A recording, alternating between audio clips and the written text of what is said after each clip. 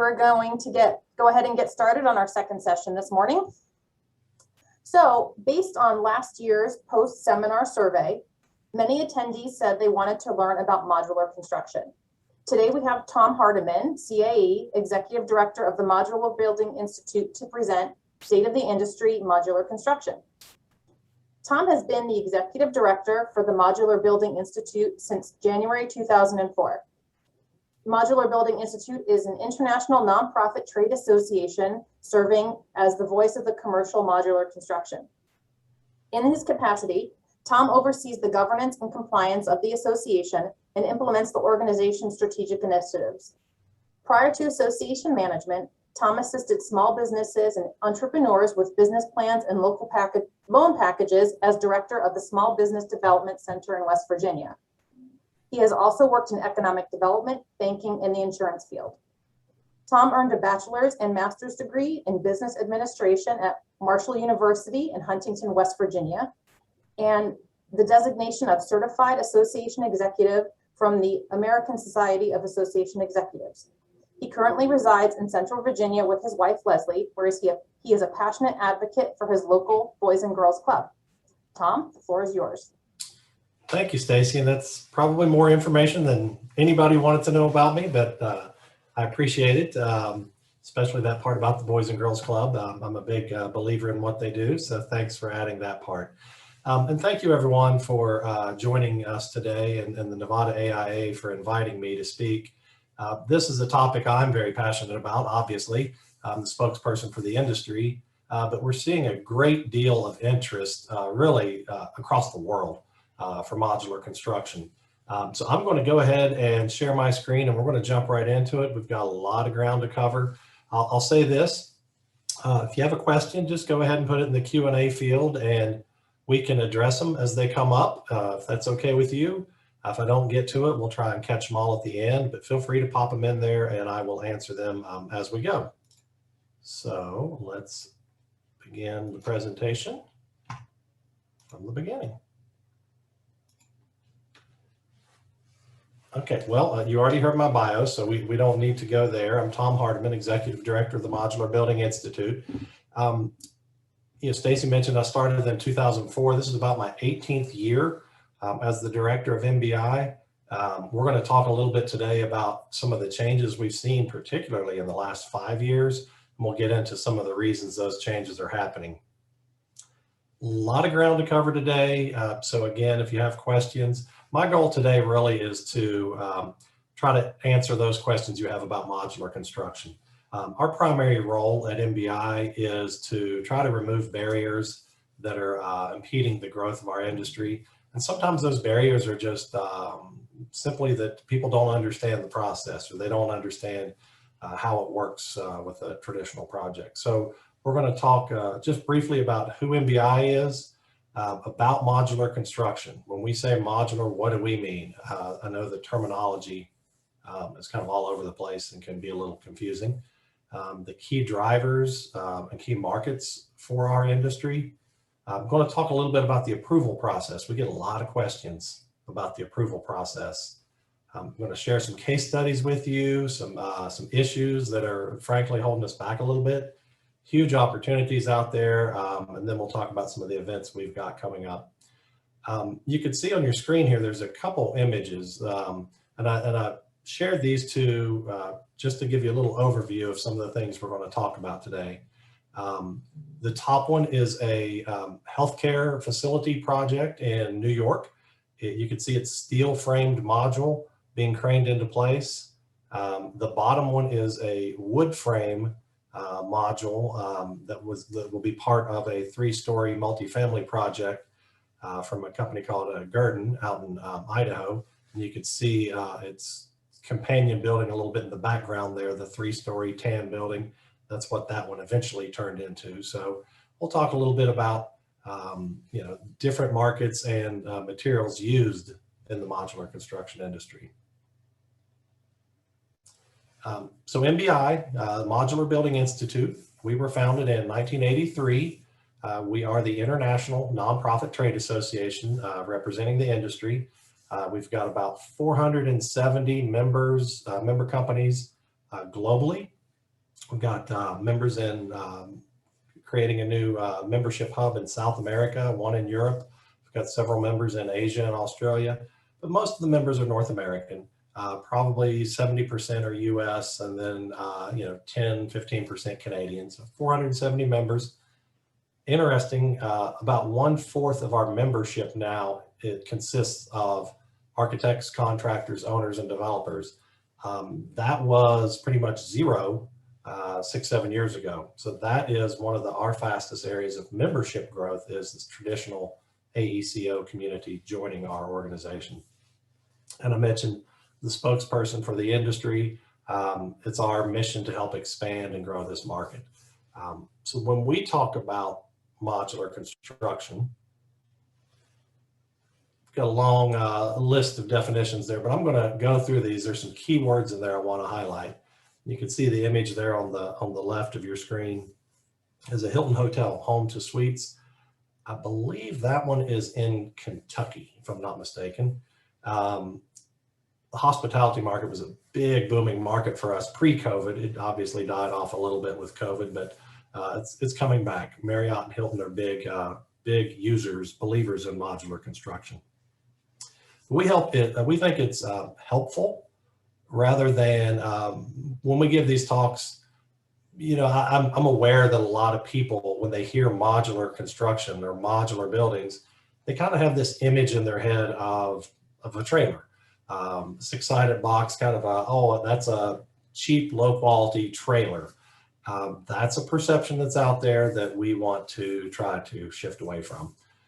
So we think it's better if you think of modular construction as a process, a construction process, rather than a product.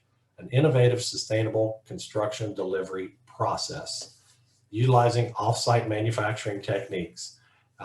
We build our buildings, our industry, our members, in volumetric modules, or boxes, if you will. So we're not necessarily talking about two-dimensional wall panels today, or precast structures. We're talking more about volumetric 6-sided boxes coming out of the factory.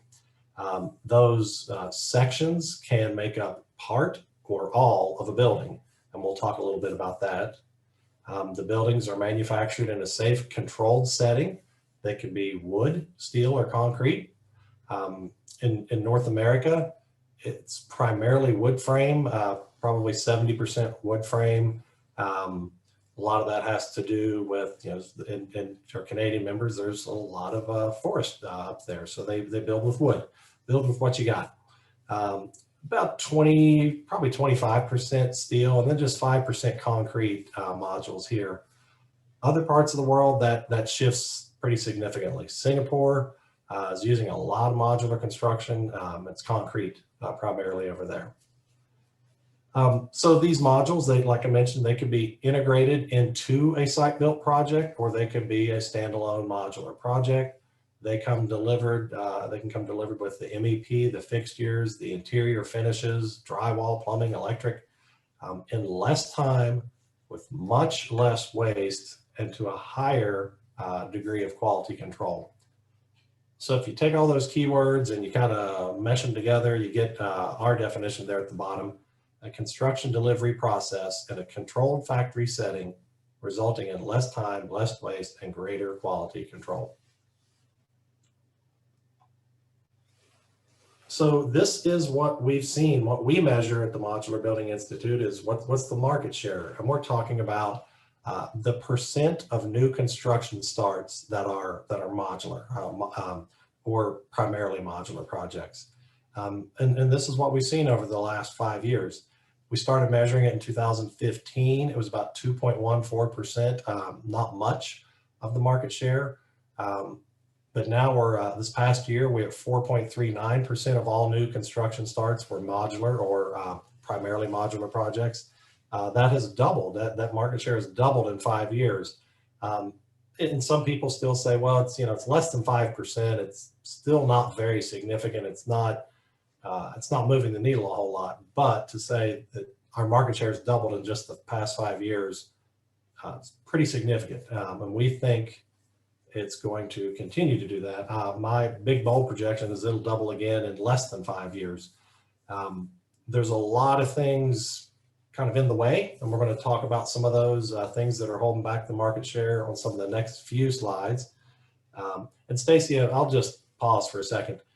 As I'm sharing my screen, I can't really see the Q&A field, so if there are questions there, if you want to shout them out to me, that there. You want me to just jump in and ask when they come up? I see them now. I just had to hover over the top there. Oh boy, somebody started me out. Rachel started me off with a really fun one right off the bat. With MEP prepared offsite, how does this sit with the unions? Rachel, I'm going to hold on that one because we're going to cover that in a bit. But that's a big one. That's a great question, and you just got it right out of the gate. So remind me, we'll get back to that one. I'll say this just as a general, call it a teaser. Our construction process does not align very well with traditional union business models, in that their models are very much a separation of trades. Everyone does their own thing and only their own thing. We're talking more about an assembly line construction process where it's extremely difficult in a factory as a building module is going down the line to say, that was carpentry work, and now this is a plumber, and now it's hard to do that. And it's hard to classify those laborers in different wages in the factory. We're going to talk much more about that. Great question to start off with.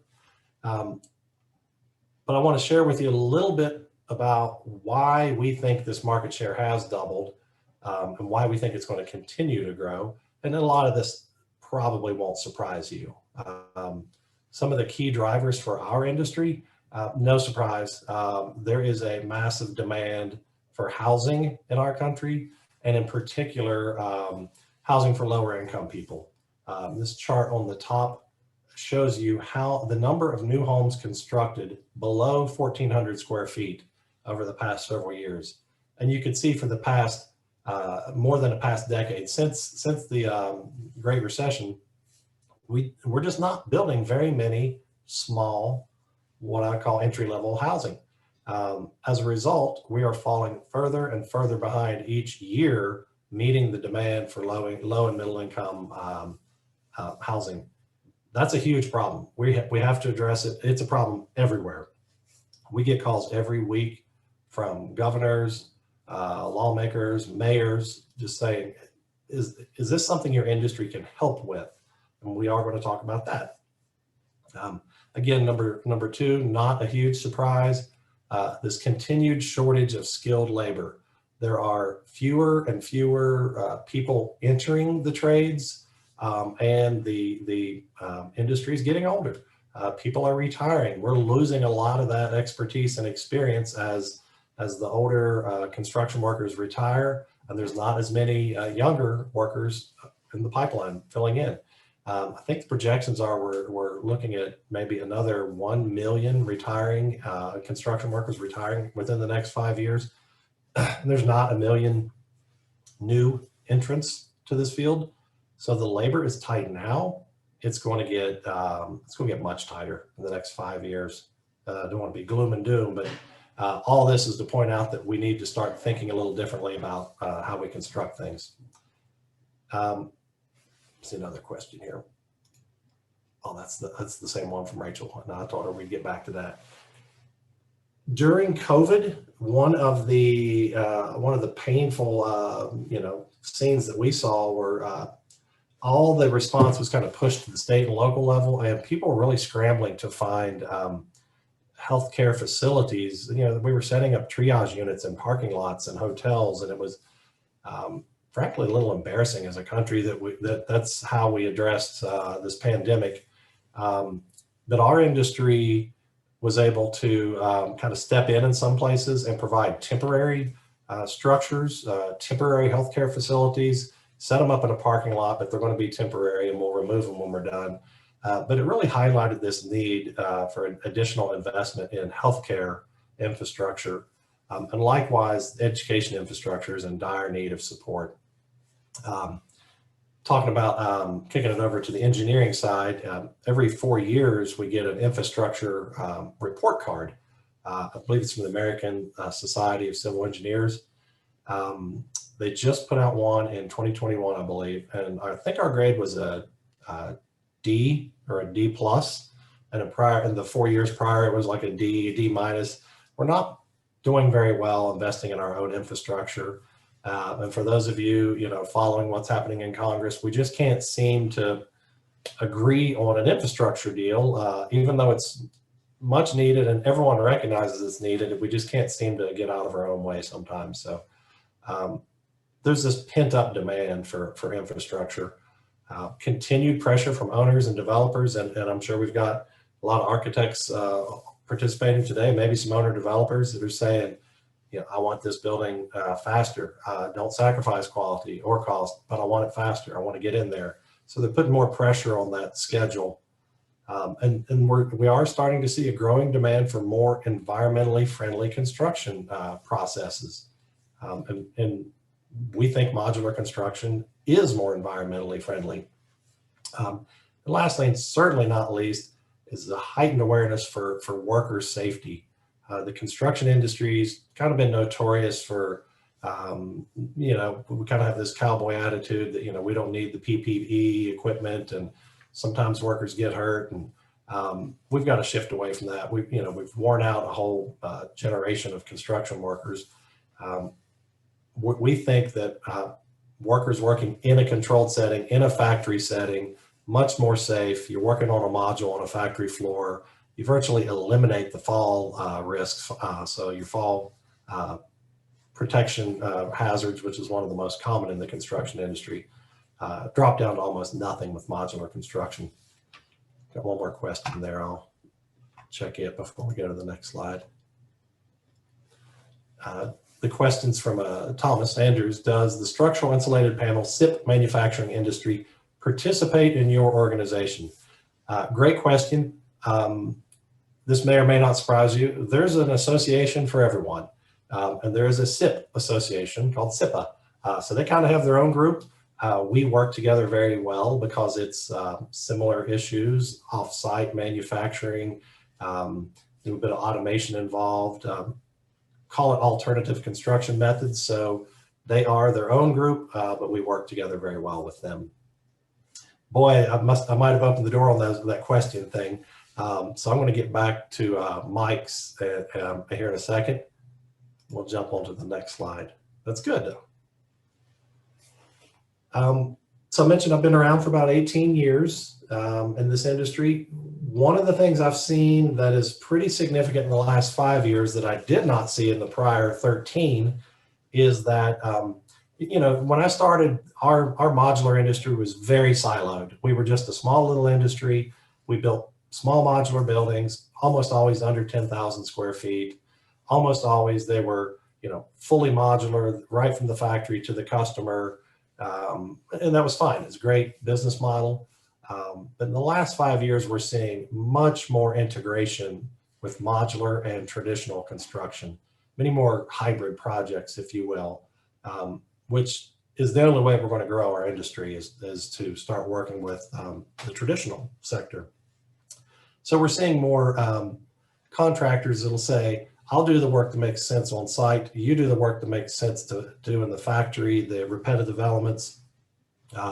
The common model we see is a traditional GC and a modular manufacturer as a subcontractor to that GC. And that's, again, happening for a couple of reasons. One of which is that GCs in some areas are struggling to find subs in all their trades, or they find them in, the electrical, some of the electrical crew doesn't show up that day and it causes them delays, or the plumbers. So by subbing to a modular manufacturer as a GC, it's almost like a super sub. You're subbing out a whole chunk of your building, and all that's going to come back in building modules that have the electrical, plumbing, HVAC already built into it. Then you'll need to do some site work, obviously, which is how do we marry those boxes when they get on site, the mate lines, how do we hook up the electrical and plumbing connections. The image you see here on the right is a new contract through consensus docs, and I know AIA has their own docs package. This one we worked on with AGC and consensus docs. but it's a subcontractor. It's in their subcontracting package, and it's document number 753. It's brand new, but it's the first of its kind template between a GC and a modular manufacturer as a sub. And it doesn't answer everything, obviously, but it spells out all those areas that need to be addressed when a GC and a modular manufacturer are working, especially if it's the first time a GC's worked with a modular manufacturer. It forces you to ask those questions. What happens if? What happens if you get done with that module, you transport it, and it gets damaged before it gets to my site? Who's liable once it gets on my site, but before it's part of my overall project? All those fun questions. We worked on it with attorneys, insurance agents, GCs, modular manufacturers. It took us 2 years, but we ended up with this first template contract. My understanding is AIA is looking at something similar in their document package, and AGC is now looking at making this kind of a suite of documents here. So we're starting on the second modular prefabricator is what they call it, agreement. I'm going to jump up here. Looks like we got a lot of questions, so I'll try and knock off a few. Mike, factory modular building saves money in construction, but incurs additional cost in transporting building modules to the site. At what distance from the factory does construction savings equal the cost of transportation? Excellent point. Particularly now when we have such logistical challenges delivering anything, including our mail, apparently. There is a cost to ship that module or those modules from the factory to the building site. Typically, a good rule of thumb is the factory will ship usually within about a 500-mile radius of where the job's going to be. If it's more than that, sometimes you'll find that there's another modular manufacturer or multiple manufacturers closer to it that might be able to build something comparable. What we are seeing is some very big exceptions to that rule. In New York City, for example, there were modules fabricated in Poland and shipped over to New York. And that was primarily because it was new developer, just started right out of the gate saying, I'm going to build a 20-story steel modular hotel in New York City. And frankly, I think it scared off a lot of the modular manufacturers, saying, that's taller than we've built. New York City's really tough to build in. We're busy already. No thanks. So they were very convinced that the idea would work and went overseas, and they have a European manufacturer fabricating that.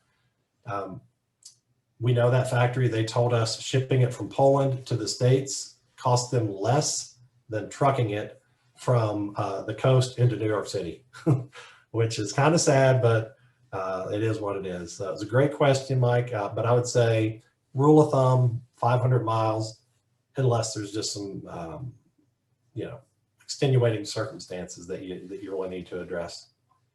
Let's hit a few more, and then I'll get back into the presentation. Let's see. Discussions with Clark County to approved steel volumetric modular for high-rise business hotels started in 2020. Construction was slated for overseas and shipping completed hotel rooms to the U.S. Outlined approval process is onerous. Yes, and we're going to talk about that. Timeline for accomplishing it.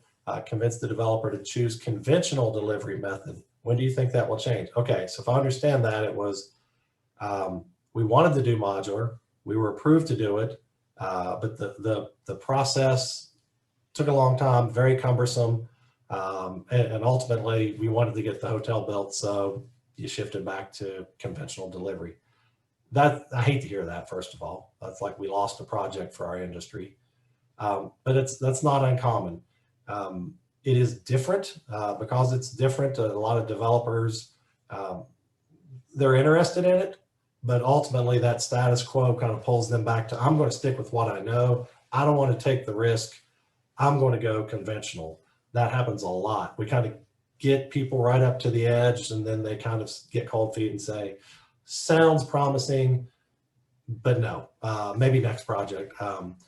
And it does not help. You're exactly right. When you say, okay, we're going to do this, and you get delayed on the approval process, or any number of other challenges get thrown in your face. I will say this, it's been a tough year, 2 years for everyone, including the code officials trying to review and approve these things. They've had decreases in their staff. Our industry did not slow down during COVID. We're one of those that kind of picked up. We were very busy. We were building homeless shelters and healthcare facilities, and people were still building. So our business kept picking up, but it seemed like the state agencies, they were working from home. They lost staff. It became a big bottleneck in a lot of states that our projects were taking longer and longer to get approved. And that the result is we lost some of those.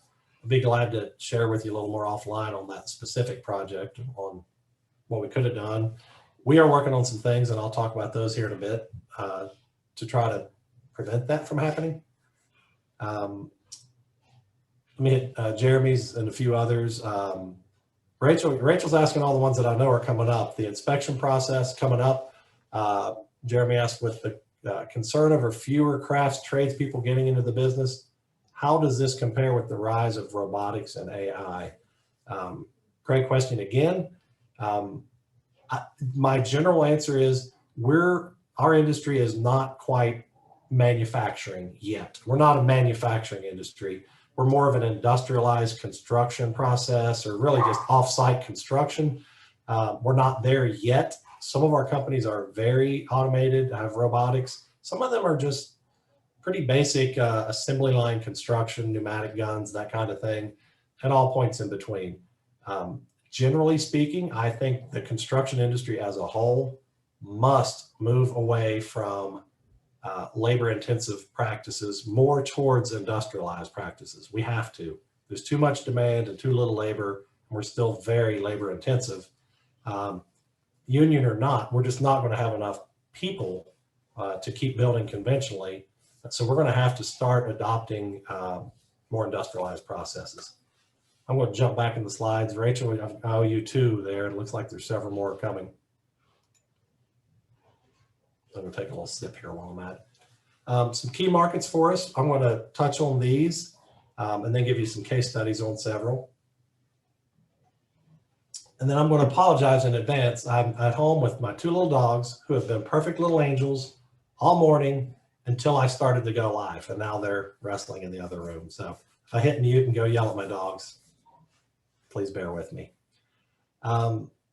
Key markets for our industry, you can probably imagine what they are. Key markets for a lot of construction industries. Multifamily is the fastest growing sector in our industry. 3 years ago, it was virtually none of our factory production was multifamily, almost no multifamily projects. 2 years ago, it was about 7% of the whole factory output in North America was for multifamily projects. Last year, it was 21%. So it went from 7 to 21. When I do the numbers for this year, I imagine it'll be in the mid-20s, if not higher. And that ties back to that demand for housing, owners and developers starting to understand the process a little better. So multifamily is the fastest growing, not quite the largest yet. Educational market is still the largest for our industry, 25, 26%. And the image you see there is a California campus, kind of, funky looking. Not sure who the architect was on it, that maybe that's your style, maybe it's not, but it's 7 buildings that were built on this campus. Some multi-story, some single-story, some all-purpose rooms, gymnasiums, cafeterias, etc. And we'll go through a case study here in a minute on education. Office administrative buildings, always been a strong market for us, very much cooling off with COVID. More and more people working remotely, less demand for office space. That market's really cooled off for our industry, which is unfortunate. Healthcare, on the other hand, is picking up for the reasons I mentioned previously with COVID and more money being directed towards healthcare infrastructure. Hospitality, hotel industry, that was red hot 3-4 years ago. Again, COVID hit, that really cooled off, but that pipeline, we've talked to the guys at Marriott and Hilton, their pipeline is still very much full, and they plan to use modular construction. And we'll talk about the reasons in one of our case studies coming up. And then the last couple, retail, fast food restaurants, things like that, quick serve restaurants. Here, my dog's barking. Hang on one second. Quick serve restaurants, that's part of your brand. Your building is part of your brand, and they want it, if they can build it in a factory, they're doing it. McDonald's has done this, several fast food places. And then the last one, institutional assembly, police stations, fire stations, churches. A lot of those organizations are using modular construction, and I'll hit some case studies here in a second. Rachel, I think this was one of your questions. The approval process. And these are the questions I get asked a lot, because this is where it gets a little confusing. So this is closed construction that's happening at an off-site location. So who's inspecting these boxes, these modules when they come out? You say they've got electrical and plumbing, and the drywall has covered the electrical and plumbing, and they're coming out to the site almost as finished rooms. Who's inspecting these? Does the local code official have jurisdiction over the project, or is there some other oversight? And then what building codes are you constructing to? So I'll start at the bottom. There is no modular building code. We're building to the same building codes as conventional contractors. So in Nevada, we have to build to the building code at the location of the building site, not the factory. So if it's built in California and shipped to Nevada, it's got to meet Nevada building codes. We've got engineers and architects and a lot of smart people that say, hey, you got to meet the seismic zones. You got to meet all the requirements where the building is located. So that answers that one. I'm going to hit pause real quick and go yell at my dogs.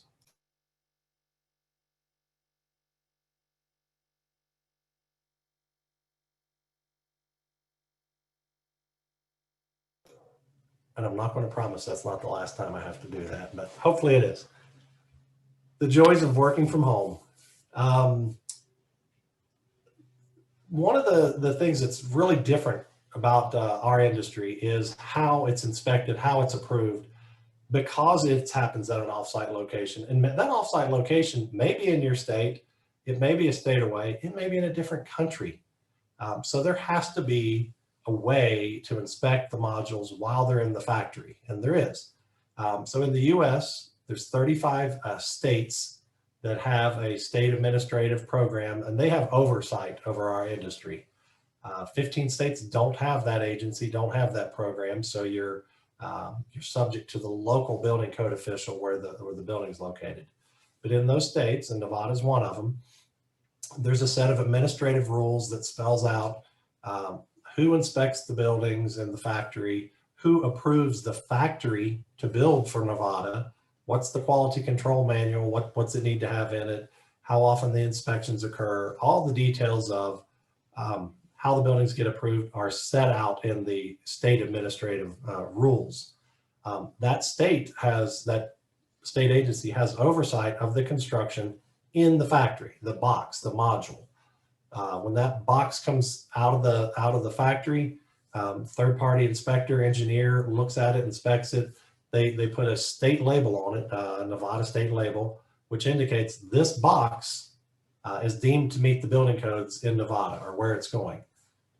That takes care of the box itself. When the box gets to the building site, now it becomes the purview of the local building code official.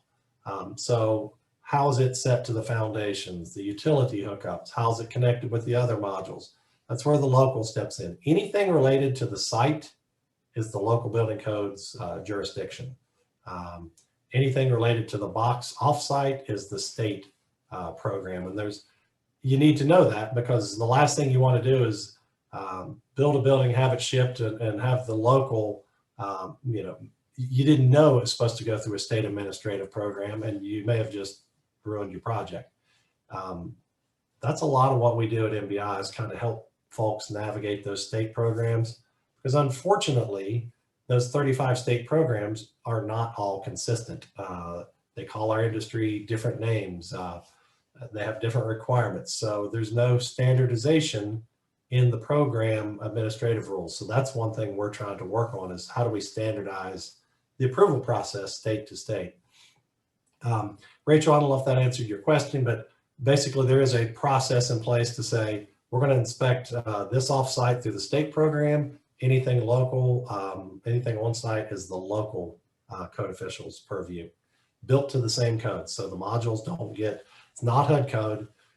That's for manufactured housing, what we used to call mobile home industry. So it's not a HUD code product. It's built to the IRC or IBC, just like the rest of the project. 13 questions. Okay, I'm going to have to knock some of these out. We covered that one. And all MEP, with all MEP prepared on site, how does that sit with the unions? All right, we'll hit that one. Not very well most of the times. We are starting to see a little bit of a change. In the past, I think we were such a small industry, 2%, 3%, nobody cared.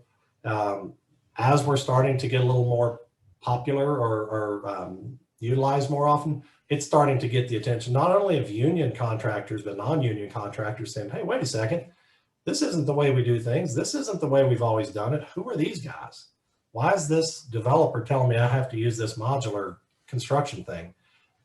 Doesn't sit well with people who have done things a certain way for 20, 30, 40 years. And now you're saying there's a better way. That said, what we're finding in places like New York City and Northern California is that the need and the demand for housing is so great that a lot of policymakers are saying, look, we can no longer play favorites to the trades. We need housing. And if that means some of it's going to be built in a factory over here and it's non-union, then that's what it means. The housing needs are superseding the pressures to use union labor. What we have found is in some places, the unions have adopted their model a little bit, and I'll cite the Northern California Carpenters Union in particular. They've adapted. They've said, we see this modular trend happening. We want to be part of it. We're going to change our business model a little bit and work with you and work with some of your factories. So they've signed up 2 or 3 modular factories in Northern California, basically by going to those factories and saying, we're the Carpenters Union, but everyone in we'll represent all your workers in your factory, wall-to-wall agreement, no matter what they're doing. If they're doing electrical, plumbing, carpentry, they all fall in the Carpenters Union. You, Mr. Owner, have one labor agreement with Carpenters Union. You don't have to negotiate 15 different labor agreements. That would be a nightmare. One agreement with the Carpenters Union, we cover them wall to wall. And some factories have taken advantage of that, especially if you're building in places like San Francisco and New York City, where there is really high pressure to use union labor. You might imagine that did not sit well with the electrical union and the plumbers union, IBEW. They weren't happy about the Carpenters Union doing that because it kind of cut them out of the deal. But that was nonetheless, I thought, very forward thinking of the Carpenters Union to move in that direction. I kind of step back and say, look, this to me very much feels like the entire construction industry gradually morphing or changing or evolving into something a little different, something a little less labor intensive, not quite robotics yet, but we're in that transition. And it's not really up to me to tell the labor unions how to fix their business model that's worked for the last 100 years, because I don't think it's going to work for the next 100.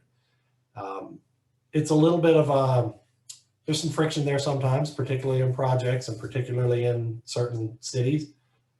What we have said, and it seems to at least work in some cases, is that even on a project that's modular, really only about 40 to 50% of that work is happening in the factory.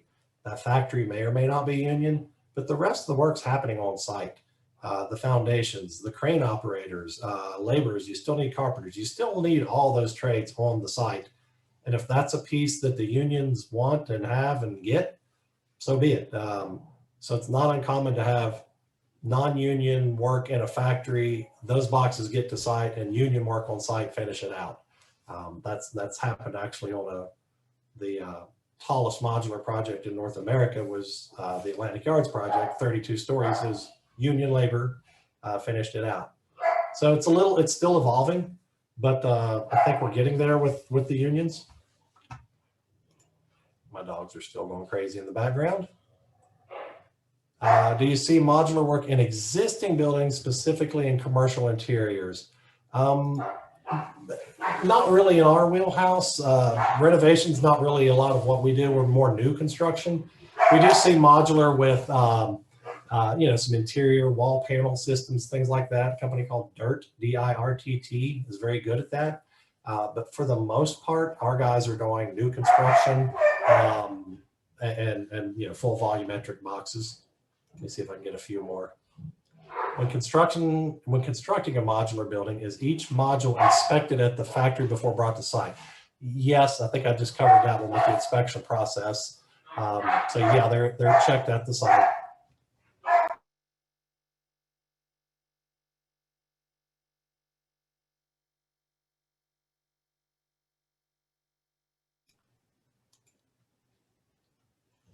Totally apologize again. So I mentioned in Nevada, these are their definitions, your definitions of modular building and where they are in your statutes. So modular building means an office, apartment, school, motel, or other building, whether it's a total building, which is wholly manufactured or is substantially manufactured off-site. So they've tried to capture, a lot of the markets and is it a component? Is it a full module? Is it the full building? And then likewise, they've defined factory built housing. Again, what we're seeing is probably every project has some degree of prefabrication involved with it, whether it's a head wall in a hospital, or you're starting to see bathroom pods now, or roof trusses, prefabricated roof trusses. We're just kind of taking a little further down the scale and building entire rooms, if you will, in the factory. So this Nevada Housing Division is the agency that oversees us. These are their definitions. We work with them. They've had a little turnover in the last few years. Well, I think the last couple of years during COVID, they have not, but prior to that, they had some turnover. But we work with these state agencies on, again, trying to standardize some of the definitions and some of the processes a bit. Let's see. Got several case studies here, but I think I'm going to try and hit a few more questions. Let's see. Can you talk about where modular building manufacturing is happening? What factors influence the geographical location of these factories? Great question. I have no idea why they end up where they end up, but we seem to have these clusters of manufacturers across North America. And I could speculate as to why, but we have a cluster of them in southern Georgia, a bunch of them in Texas, a couple in Arizona, several of them in California, primarily more around Riverside and going south, but now we're starting to see more in Northern California to address housing. A bunch of them popped up in and around Idaho. And then kind of the birthplace of a lot of this was Indiana. We had a lot of them start there 40, 50, 60 years ago. And we kind of grew out, we did grow out of manufactured housing and even RV industries, kind of a cousin of ours. If you think about it, it's like, yeah, that's a box and people get in it and it's kind of like a building. So there's a lot of similarities there. I don't know why people start their factories where they start them.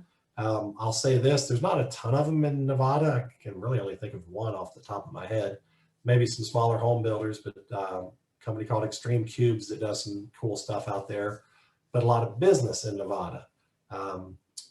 We have two factories in Almsville, Oregon, of all places, not Portland, not Salem. In Almsville, Oregon, there are two modular factories, great companies. I don't know why two of them ended up there. I don't know. I don't know what that has to do with it. Obviously, I think the factors that might impact someone starting a new factory would be, the business climate, the opportunities that are there. We talked about being within, 500 miles of your markets, your key markets. I'm sure people are getting their maps out and saying, okay, I want to build multifamily housing. Where are the biggest opportunities? California, Nevada, Arizona, maybe. Where should I put my factory to serve these areas? California might be, have high needs, but they also have, maybe some challenges for starting a new business there. So to me, I think Nevada would be a fantastic place to open new factories. What we are seeing, which I think is a great idea from several states. I'm in Virginia, and our state just did this. They're trying to recruit modular manufacturers to come to their state through their economic development agencies so that they can A, hire local people, and B, build housing for local people. So it's kind of a get jobs here, hire local people, and build housing to meet our demand. It's a great model. Virginia just did it. They were able to get IndyDwell to open a factory here. California's looking at it. Colorado's looking at it. So Michigan, it's a model that states are starting to say, what if we brought a modular home factory here, hired local workers, and they built housing for us? I think we'll see more and more of that. I think we talked a little bit about how does permitting process work when paired with conventional shell. Okay, here's my disclaimer. I'm not an architect. I'm not an engineer. I'm not a builder. I'm good at running trade associations. I'm terrible at building anything, which is why I'm glad I'm good at running a trade association. I got a lot of people, a lot of contacts. So if I can't answer any of these very more specific questions, I'll get you answers for those. I'll find your answers for them. So conflicts with AOR, EOR, I don't know. I'm going to have to find you that answer, Ann. What, if any, is the role of 3D printing in modular construction? Great question. Starting to see that a little bit. We're working with the team down at Virginia Tech, which is about an hour down the road from us. They're very, very big advocates of this in terms of, can we print affordable housing? I don't think the economics are there yet. Our industry is not heavily engaged in that. We're just kind of busy building stuff. But I think you're going to see more and more of that. I don't want to discount it or dismiss it because I don't like people discounting or dismissing the modular construction industry. So I'm a believer that we need kind of that all of the above approach to address housing and infrastructure. So if 3D printing can work and cost effectively, great. I think we bring it on and let's go. Let's see, Sally. What is typical construction cost rising? Can you speak of the true cost per square foot of modular housing as compared to conventional? Does it equate to less when it's all said and done? That's a question we get a lot, quite a lot, Sally. What's the cost of modular? It's cheaper, right? That's the default that people think, well, I'm going to go modular because it's cheaper. Not always the case. I'll give you my answer, then I'll give you some examples. Dollar for dollar upfront construction cost may be cheaper. We've found that maybe 5 to maybe 10% cheaper on the upfront construction cost with a ton of caveats. Depends on where you're building. What are you comparing it to? So if I'm comparing it to using New York City labor versus bringing some of that work off site into a factory in Pennsylvania, I'm going to save a lot of money on my labor. But if I'm comparing it to a project, say in North or South Carolina, and I move it off site, the labor savings isn't nearly as great as it would be in New York, Boston, Philly, San Francisco. Probably because those are also union strongholds. We're seeing more and more companies mindset say, I want to shift as much as my work offsite as I can. It makes for a safer work site. It's it saves me money. So the dollar for dollar upfront cost may be a little less, not always. Where you're going to find your cost savings is in a lot of other areas, and not only cost savings, the cash flow is really the key for multifamily and these hospitality and retail developers. They're going to be able to get their certificate of occupancy. I don't know why that's hard for me to say. anywhere from 3, 4, 5, 6 months earlier than they would if it was all conventional construction. And that means they're generating rent. That cash register is ringing a little faster. I've got an example of a hotel coming up that'll get into some details on that. So it's for developers, it's more about cash flow. Those hotel franchisees, they see, I can get my hotel opened earlier, I can start renting it earlier, I get more money in. But as far as upfront construction costs, our general answer is 5, maybe 10%, depends on where the construction is, and also depends on how much of the construction activity you want to push off on the modular manufacturer. What I mean by that is some factories will say, we're going to build the frame, the shell, and we'll do some basic wiring and plumbing, and then we'll send it to you and you finish it. And some will say, we want to do as much as possible in the factory, 50, 60, 80, 90% complete in the factory. So depending on how much is done in the factory versus on site, that's going to change that cost per square foot analysis. There's a lot of little variables in there. And that's really my political way of not really answering your question while acting like I answered your question. But it's a great one. We get it all the time. I'm going to hit a few more, then we'll get into some case studies. I think we're doing okay on time. Yeah, we're good. Brendan, transportation question. Yes. Highway trucking widths, wide load, escorts. My last modular project resulted in short roof eaves simply because the investor could not stomach the highway patrol escort costs. Man, that one drives me nuts. Yes, we have transportation challenges. So if you think about it, we're building in a factory, we're building this big box, we've got to get it down the highway from the factory to the site. Depending on where you are, that could be very easy or very hard. If you're in the Northeast United States, all those teeny little states, they all seem to have different transportation regulations. They are not harmonized at all. So you go from Pennsylvania to New York and through Connecticut into Massachusetts, you need a logistical genius mapping that out for you. Connecticut alone wants you to have 2 state police, no, maybe it's 3 state police escorts while you're going through their state. They charge you $400 for a 4-hour shift, even if it only takes you 15 minutes, it's $400. So we've tried to change that. It's complete nonsense, but you can ship a gigantic yacht through Connecticut, but not a multifamily module box. I don't know. So there's definitely cost associated with the transportation.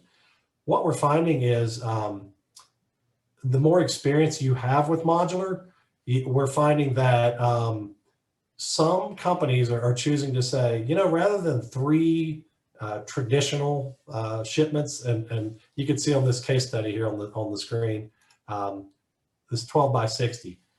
12 foot by 60 is a very common size module, probably the most common size. It can make it through just about anybody's state transportation regulations, and that's why. But now you have 3 trucks and 3 shipments, and some people are saying maybe 2 oversized loads. Maybe I bite the bullet and pay for 2 supersized loads, and maybe that's better than 3 standard loads. So some transport companies will do that math. Plus you factor in the lack of truck drivers, and you may be kind of forced in that we don't have enough truck drivers to get all the modules there. Those are problems I really never thought we'd be dealing with as an industry, as truck drivers. Like if you don't have truck drivers, you can't get the module to the site. So we're hoping more and more people become truck drivers. This case study is a multifamily. In fact, I think it's a student dorm. Neat looking building. You can see a little bit of the plans up top. This is 3 stories, 30, I think it's 33 modules, 11 per floor. And these are 12 by 60 modules. So that means they kind of run from the whole, the length of from the suite to the stairs to the electrical rooms on the other end there. 12 by 60, again, very common. And yet a couple modules that are 8 by 47. This is when it works pretty well. There's 2 different size modules in this whole building. 8 by 47 and 12 by 60. The project I mentioned earlier in New York City, the Atlantic Yards project, it was 32 stories tall, some 900 modules, steel modules fabricated for that, but they had 30 some different size modules, and it just became a nightmare kind of literally putting a puzzle together with all those different size modules. It's like they can only go exactly one way, and it was just way too many variables, too big. You know, there was several years delay on that project for a lot of reasons, but one of which was they really didn't utilize the advantages of modular construction to the greatest extent if you're going to have every box a different size or shape. This one, again, a great project. This is kind of a common project we're seeing from our members: 3, 4, 5 story multifamily student dorms. You know, just we're seeing a lot more of this type project.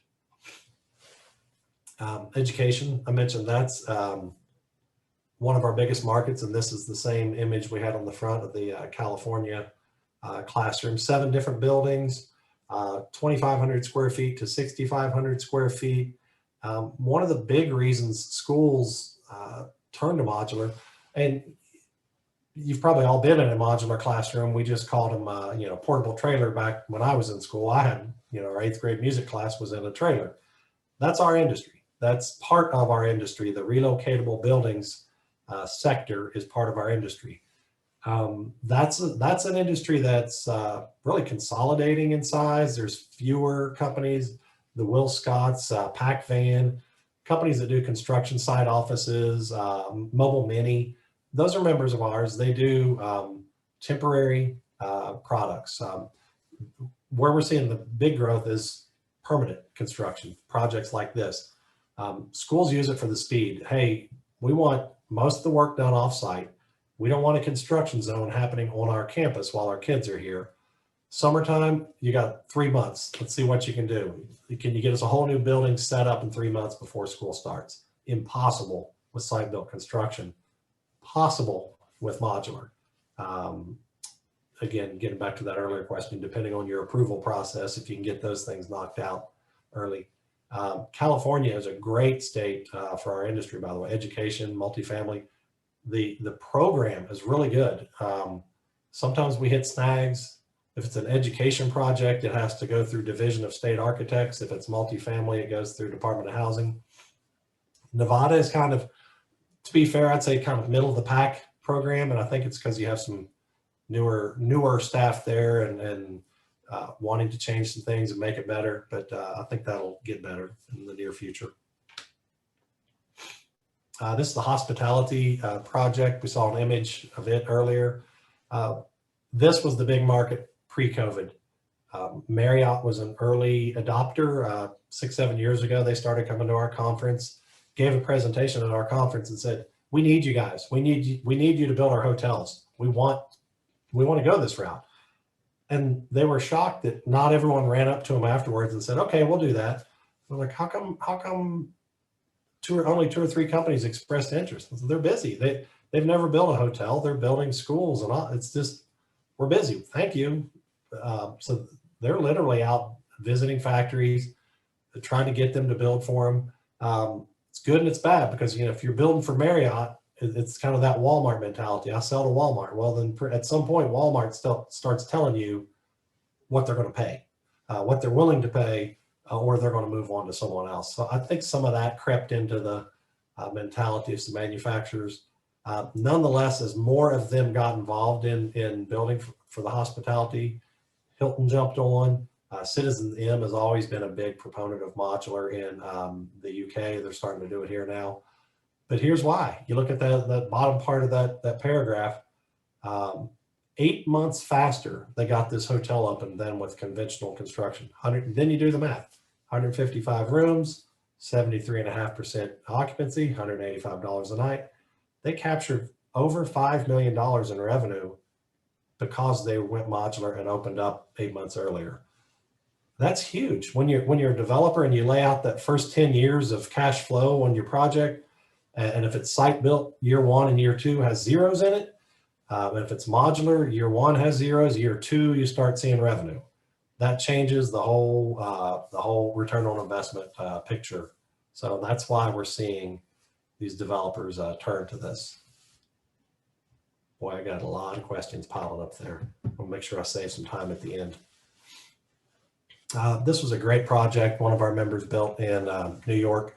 It's small, it's a little healthcare addition in New York, but this was a steel frame. Actually, this is the one, I believe this is the one. No, this is a different one from the first screen I showed you. But they, the hospital had to have this addition for a pediatric care facility, but did not want all the construction activity in their parking lot. They couldn't shut down the hospital to build this addition. So they went with modular, went with offsite, a company called Axis Construction in New York, worked with a factory in Pennsylvania, steel, brick, permanent building. They got it done in 8 months and very little disruption on the site. So I think it's about a 7,000 square foot addition. Nothing huge, nothing major, maybe nothing super exciting when you just look at the image on the right and go, okay, it's a big deal. It's a healthcare addition, but to have it, turnkey, 8 months, no disruption on site, those were big drivers in the decision for that, to go modular on that one. Let's see, I'm not sure how well this one's going to go over. A little local flavor for you here. The new Raiders Stadium, your ticket booth is modular. That was built by a company called Extreme Cubes. And one of the reasons it was built that way is that you could build that whole little ticket booth, that whole little entrance, that little welcome center. It was built off site. The developer did not have to pay union wages. This was a union project, except for that area you're looking there on the screen. That was built in a factory off site. That's one of the rubs with our industry and the unions. Prevailing wage, Davis-Bacon wages apply on the site of work. We are by definition off-site. So trust me, developers are saying, off-site is not on-site. I don't have to pay prevailing wages off-site. That's one that we don't really publicize a lot because, we don't want to poke the bear, so to speak. But developers know that. Okay, I can build this. I can build in a factory at the same time as my stadium work's being done. When it's done, we truck in the ticket stand, the welcome center, and we're good to go. I had to put the local one in there for you. I won't say anything about the team, but we're just highlighting the building here. Let me jump back. I'm seeing a lot of questions here, so we'll try and knock some of these out. How do you do a fire station, hybrid plus modular contract? We have several members that have built fire stations, and there's a lot of open space in fire stations. They do tend to be hybrid projects. You can build part of the building in a factory, and maybe instead of a 6-sided box, you're building a 4-sided and a 4-sided, and you kind of put them together, and you have a metal building roof. You have some other processes involved in that. Like Richard, don't sweat the dogs, Tom. They're bothering you much more than they were for us. Okay, thank you. Yeah, so a lot of these projects are not all modular. We are seeing, which is great, we're seeing contractors and owners saying, do what makes sense to do in the factory. If we're doing a hotel and I've got 100 rooms, make them all over there. But I don't want a modular manufacturer doing the underground parking garage or the landscaping or all these things that don't make sense for a manufacturer to do. Keep it off site, or keep let's work smart here. Let's see what Gary has to say here. Had a great experience with the mountain area admin office building that substantially reduced construction time other than preparing the foundation. To watch the building being placed on a prep foundation with 4 components in 2.5 hours was terrific. That's the really cool part. And we're trying to capture that magic, Gary. It's once you see the building and it's done, it kind of looks like a building. You're like, oh, that's a nice building. Like those other ones I've shown. I don't think it would make you stop and say, oh, wow, that's beautiful. But it's the process that's kind of cool. When you see a crane coming in, there was nothing there yesterday, and today there's 3 stories of a building. It's kind of like, wow, how did that happen? Again, there's still a lot of work that needs to be done. I always kind of cringe a little when I see all these online videos that say, you know, modular building built in 10 days. And you're like, oh gosh, you know, now everyone thinks you can build it in 10 days. They didn't mention all the time on the front end preparing and getting the plan approvals. And so it's not 10 days. It's, you know, it may have been set in 10 days. It's probably still not finished, but it is cool seeing that process, seeing the cranes come in and start setting modules. And there's one now in London. It just blows my mind, and I'll try to find that link for you. 44 stories tall. It's modular, volumetric. You can see that crane picking up that module to go on the 44th floor. It's the tallest modular building in the world. But we just kind of 3 or 4 years ago, we had it with 32 stories in New York, and then, you know, Singapore dropped one in, and then this company in London, Vision Modular, did 2 towers, 44 stories and a 38-story right beside it. And it's like, wow, this is, you know, blowing my mind here. So watching the process happen is really cool. So thanks, Gary, for sharing that. Is there a resource you can point to with contact within Nevada? Yes, that's that Nevada Housing Division. Tim, trying to remember Tim's last name. I think if you just Google Nevada Housing Division, it's the same division that oversees manufactured housing, which makes it a little confusing. But it's that Nevada Housing Division that oversees our industry. Simona, who designs and inspects the connections of a modular box to on-site connection? Yeah, so those connections on-site, that falls under the purview of the local building. Just, it would be like you're building on-site, you know, you have your local inspectors. If you have fire suppression systems, those have to be inspected locally. Those connections, those electrical connections, HVAC connections, plumbing connections, those are local inspections. The box itself is good. So what we're trying to avoid is the local code official coming in and saying there's drywall in this hotel room that you built in a factory, and there's electric behind it and there's plumbing behind it. Tear out the wall. I want to see those electrical connections. No, sorry, here's the state label. This box is good. We're trying to avoid that destructive inspection process. And it gets a little tricky sometimes when you tell the local building code official, that's not your that's not your scope of work. You got to say that very carefully, because if you want to build in that town again, you need him or her on your side. So anything that happens on site is the local. Anything that happens in the factory falls under Nevada Housing Division. And it's not just the staff of Nevada Housing Division. They can contract with third-party licensed professionals, architects, engineers to do the inspections. So most states allow for third-party independent inspections. So it gives you some peace of mind that the factory built this. Either the state or a third-party engineer acting on behalf of the state inspected it to the local codes. Can modular systems be constructed to both imperial and metric units? Well, here in the States, you know, we never really took to that whole metric thing very well. Probably the only country in the world that didn't, but yes, we have members in Canada, members in Europe, members in Asia.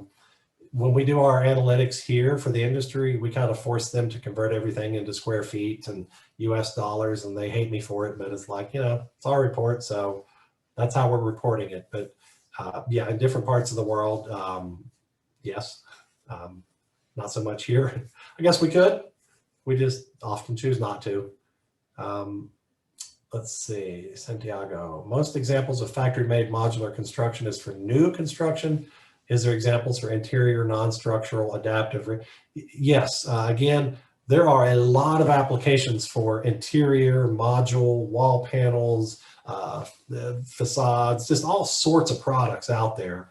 And we have some supplier members that do that, but it's not really who I represent.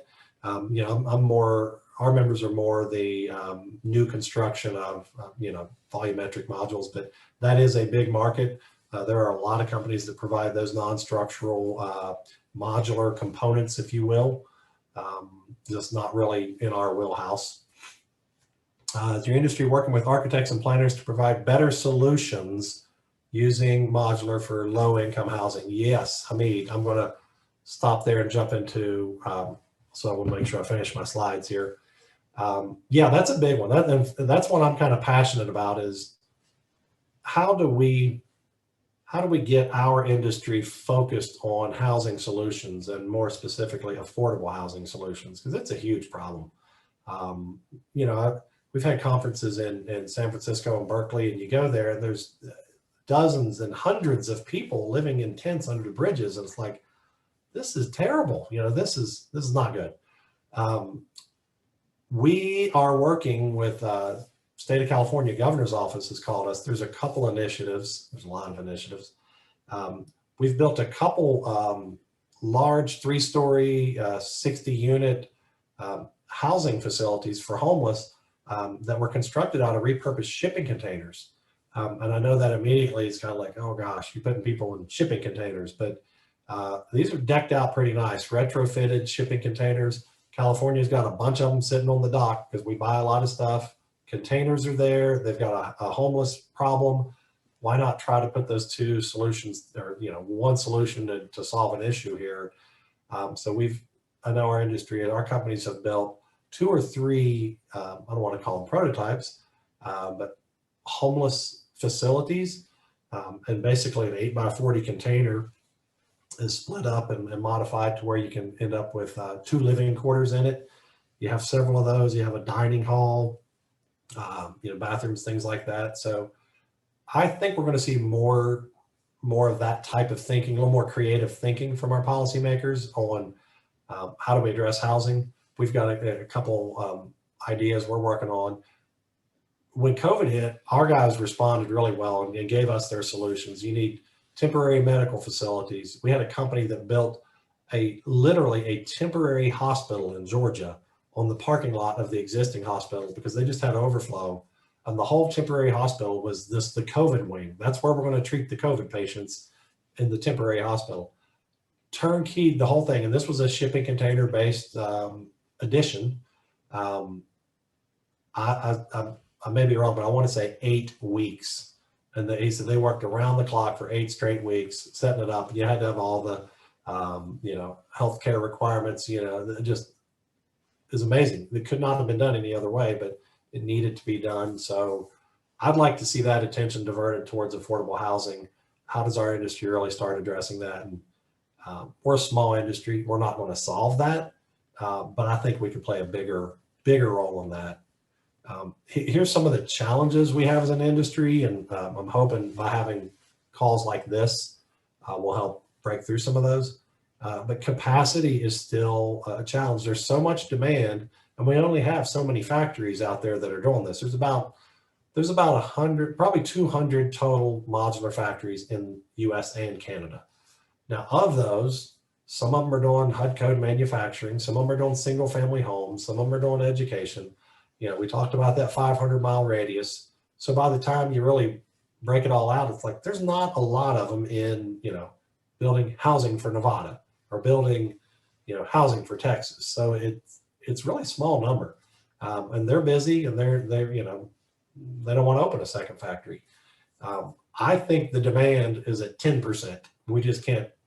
We're turning away work. We can't do it. You know, someone mentioned earlier you lost a project because of the approval processes. I think the demand's there. We're starting to see more factories open up, more so in the last 3 years than I've ever seen. And it's just because owners are saying, if I can't find a factory, I'll open my own. There's too big of an opportunity here. Contractors that are traditional GCs that are saying, I need to open a modular division. So we're seeing all sorts of business models emerge, which is really interesting. I'm not sure which is the best. It might just be by region. And I'll just put this out there, the big elephant in the room. You probably all heard of Katera, super well-funded, super highly publicized company. And then they went bankrupt, and everyone's like, oh gosh, how could that have happened? You know, they had all the market there, they had all the money.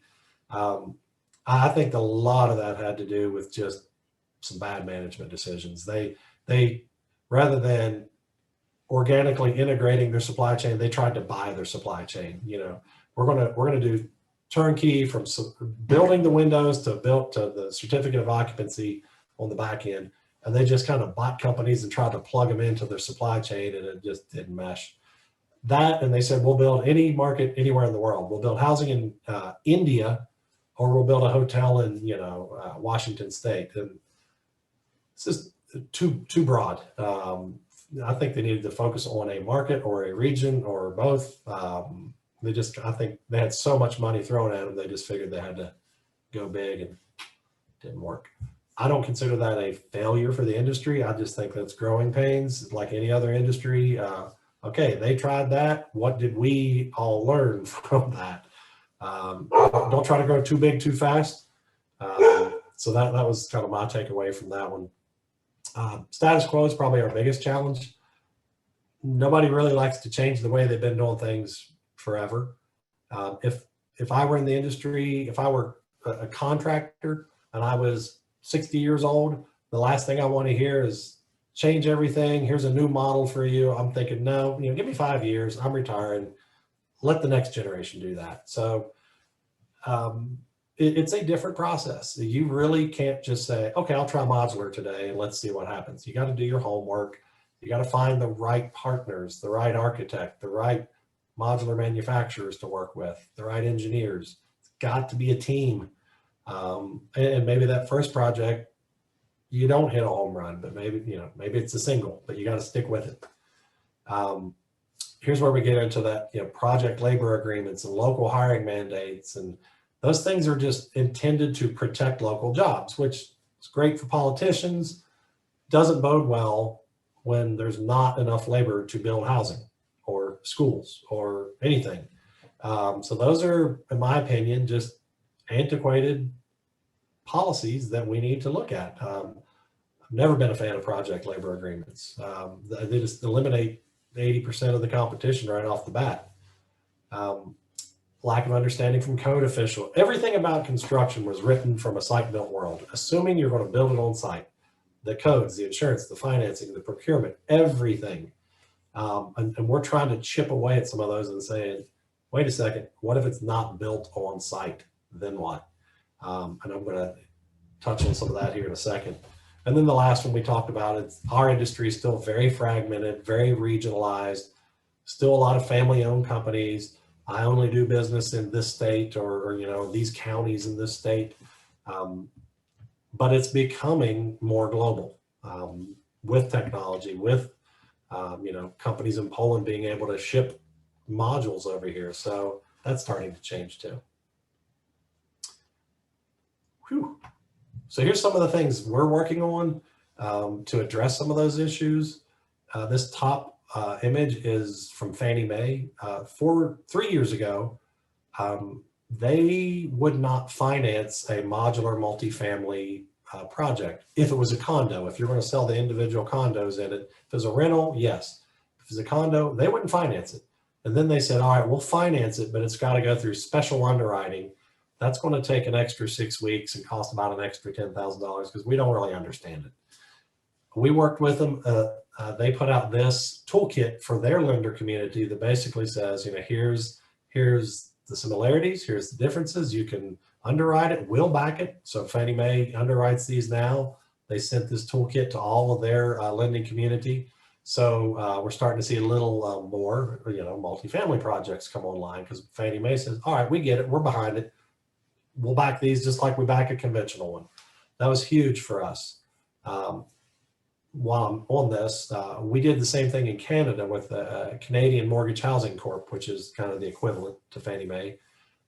No modular projects underwritten 3 years ago. Now they kind of went crazy. They introduced a rapid housing initiative to build modular housing, put 1.5 billion in it and pushed it out last year. The response was overwhelming, so they put another 1.5. So they put 3 billion into their rapid housing initiative in Canada, which is much less populous than we are here. But they kind of got into it, and the government started putting money in it. 3 billion in housing here is not going to put a dent in it, but at least it was good to see a government agency think a little differently and say, we need to address this and here's how. We need help. They didn't come right out and say it has to be modular, but they made the timeline so aggressive that there was really no other way to do it. One you may be interested in, a couple of years ago, I'm also on the board of directors of the Offsite Construction Council, which is part of the National Institute of Building Sciences, NIBS. We worked with AIA on this design for modular construction document. You can find that on NBI's website at modular.org. It's just a kind of tips and tools and best practices on if you're going to design for a modular project, here's some things you ought to consider. Very grateful for AIA for working with us on that and putting it out. It's a good resource that comes from a source you trust and recognize versus coming from, the Modular Trade Association. And then the image on the lower left is a new ANSI standard that we just had published. We worked with ICC, International Code Council. Two standards, actually. This 1205 is a standard to address what we just talked about. Standard approval and regulatory process. How should modular, this isn't just modular, this is any offsite component, how should it be reviewed and inspected? Our goal is to get every state to adopt this ANSI standard way of reviewing and approving instead of having 35 different state programs. That took a couple of years to work on, but there is now a standard approval process. Salt Lake City was the first to adopt this. They did not have any way for their code official to leave the jurisdiction to go in a factory unless that factory was in Salt Lake City. They could not go inspect it because of the way the rules were written. So they adopted the language from this standard, opened up modular, and as a result, there's been 3 or 4 multifamily projects that have been built just this year in Salt Lake City. So those things are helping. We're trying to standardize the processes where we can, not necessarily the product, but the approval processes, some of the design, elements, things like that. Let's see, we got a lot more question here. And then no surprise, I've talked about this quite a bit. The biggest opportunity is housing, affordable, multifamily, social. We have a ton of homeless population here that really we shouldn't. I think Canada's doing a little better job of being creative and addressing their homeless issue. Veterans, they've got whole social housing initiatives out there. But this is really, we could build housing all day long, and if everyone in our industry did it, we still wouldn't meet the current demand. And like I said, we're falling further behind each year in terms of number of housing units available for low and extremely low income people. So that's where I'm hoping we get more interest from our industry is let's address housing. And I got a bunch of questions, but I got to give a plug for our big show. We do an annual conference. It was digital this year. It's going to be in person next year in San Antonio called World of Modular. That's our big show. It's super fun. We get it's the largest and longest running show for modular construction in North America. Been doing it since '83. But we get about 1,000 to 1,300 people there from all over the world. The cool thing is you get to see case studies from England, Asia, Singapore, Korea. And so many people leave going, I can do that. I can do that. Make your connections with the manufacturers and the GCs and the owners, developers. So that's my plug for our show. I'm going to get to the questions here in a second, but this is how you can get me. If you want my slides, just email me. But Stacy, I'm going to jump back and spend the rest of the time maybe addressing some of these questions. Let's see. Yep, you've got until about 12:15 to answer questions. And also, we will have a copy of Tom's slides available for download after the event as well. Okay, so we've got time to go through these. So if you have questions, put them out there. Let's see if where we left. I think I'm with. Let's see. Has there been standard framework developed that could receive a box, kind of a plug and play, and the owner could remove one location and reinstall in another city? I love that idea. I don't know that we're there yet, but I like the idea of here's a standard, call it whatever, housing unit. This could be assembled and set up in this city to meet a certain need and then taken down a year from now and put somewhere else.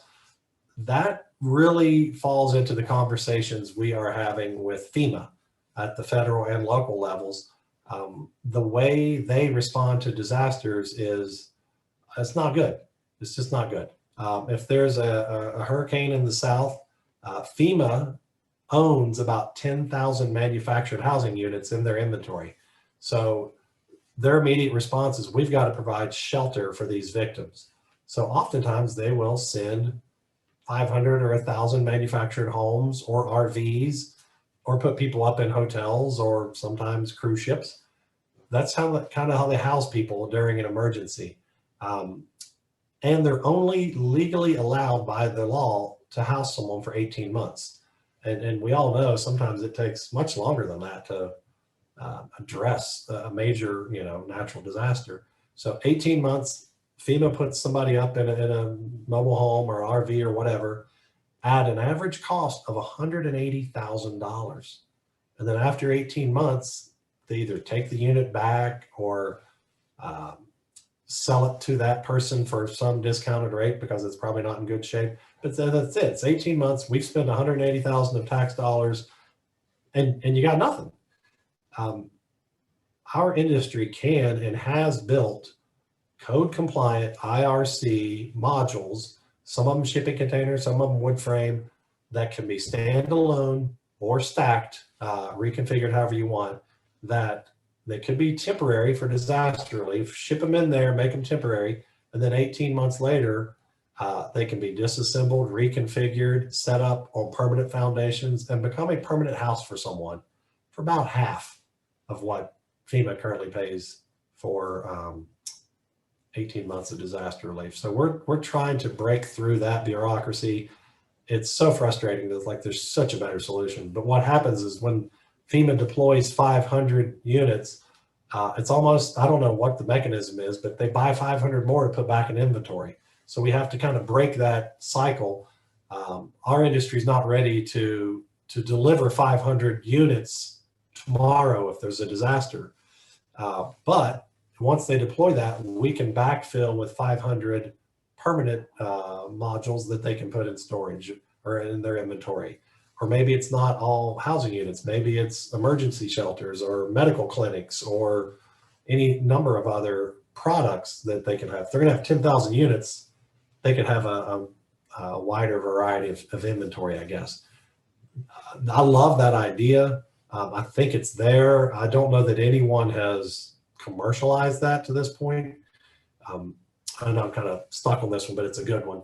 I do know that in Canada, we had a company, and they had to plan this in advance. They built the Athletes Village for the Vancouver Olympics. So they built as modular. They had all these units that the athletes lived in, and they knew it was going to be short term.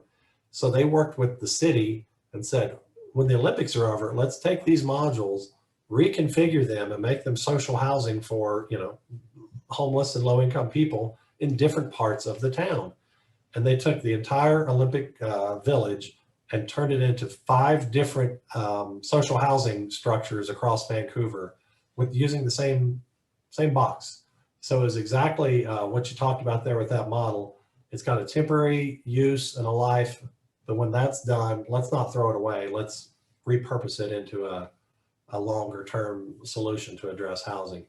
That's the kind of thinking we need to have, which absolutely requires some architects thinking, wait a second, that's for the first use of this building. What about what happens next?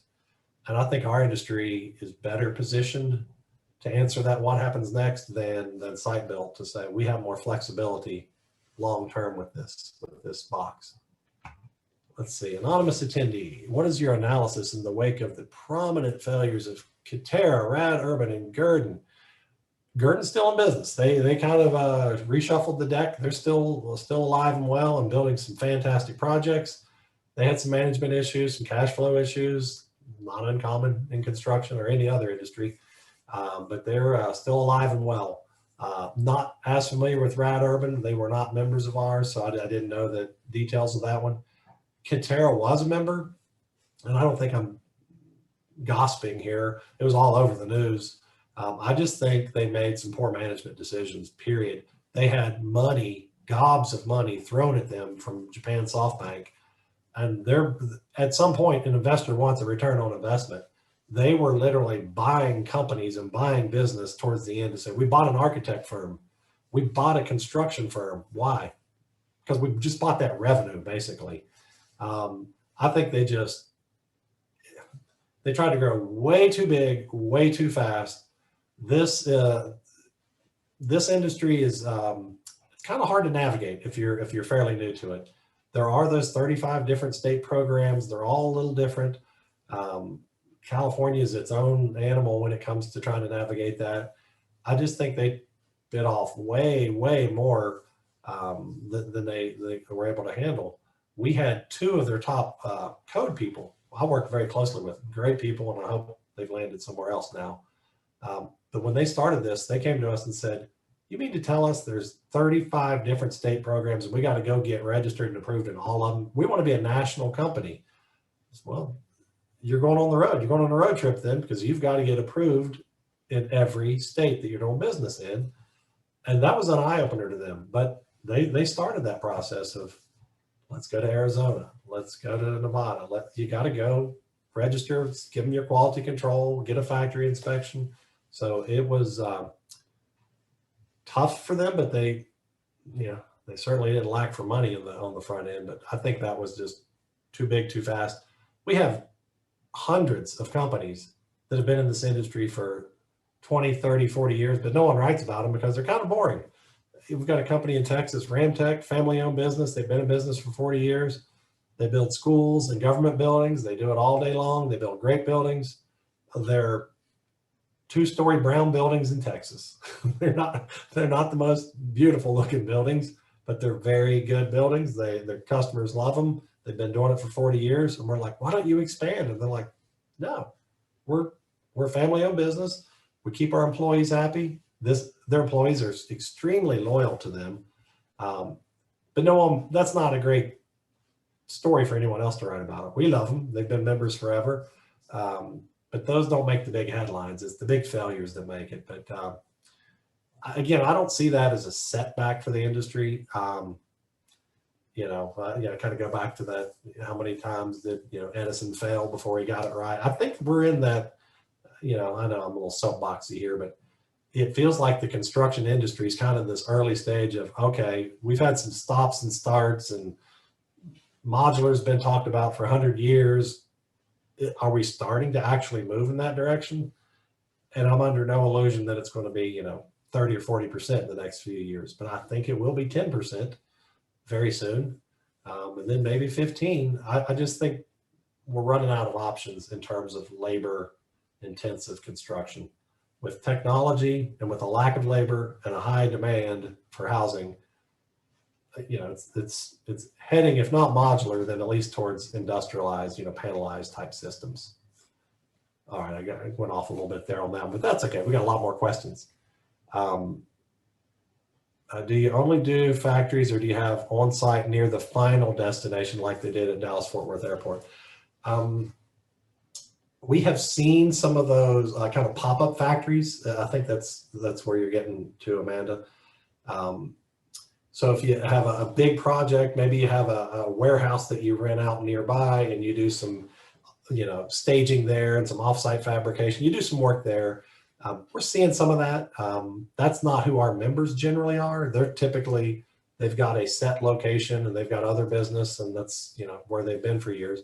But for some projects, and it's pretty common on precast projects, that you set up kind of a temporary precast plant right beside the big dam you're going to build or the big bridge or whatever.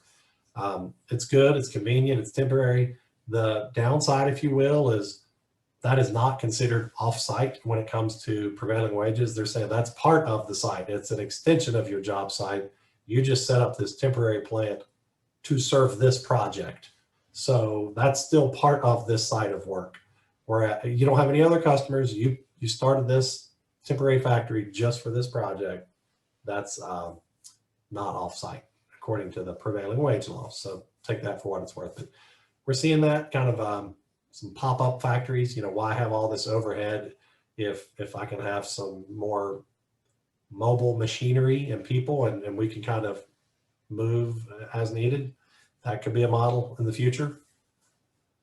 Is there any incentive now for startups in this industry?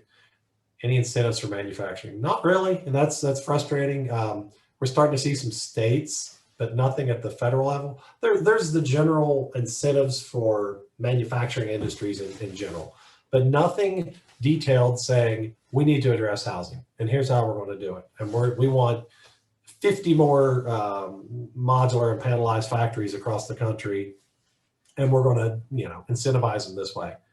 There's some state level incentives to relocate. I mentioned California. They're literally going as far as saying, we have a lot of state-owned land.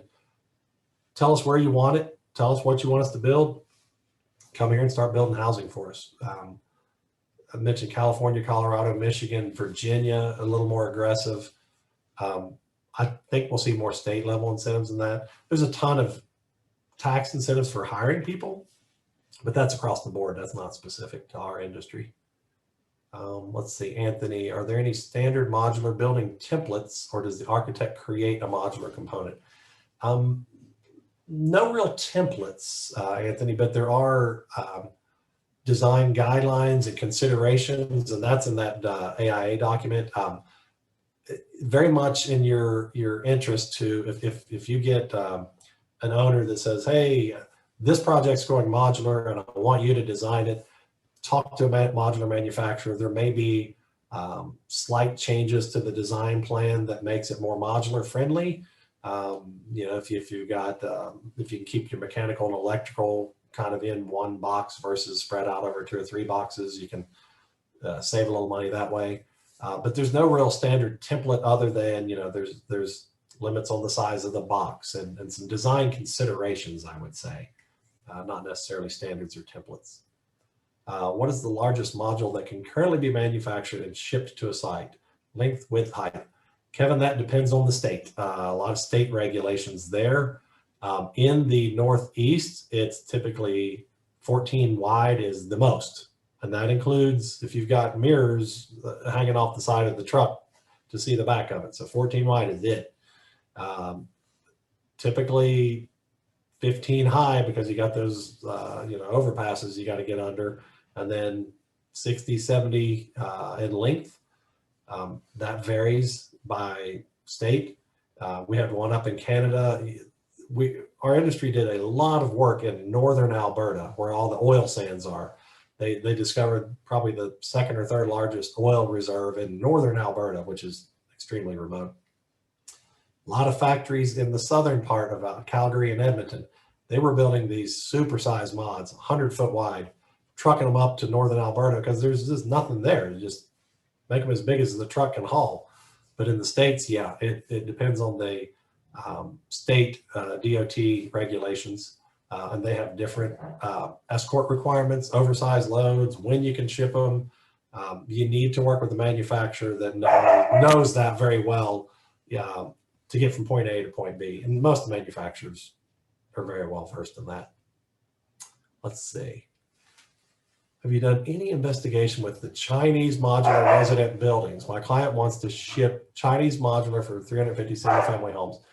Nothing specific, broad group. They've got a US affiliate here now. They're one of the big Chinese companies. I think it's CIMC is another one.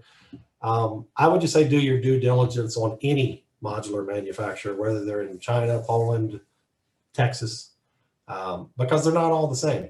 Some are much more automated and sophisticated. Some have done a lot of multifamily. Some have done no multifamily. So they are definitely not all created equal.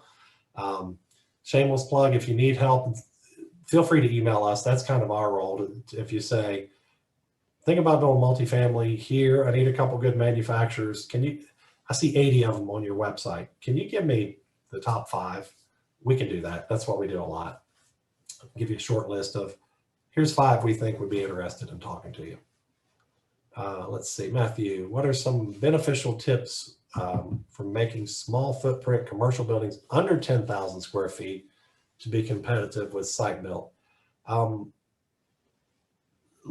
couple things come to mind there, Matthew. We had some challenges really in the code development process when there was a big push for the green building codes.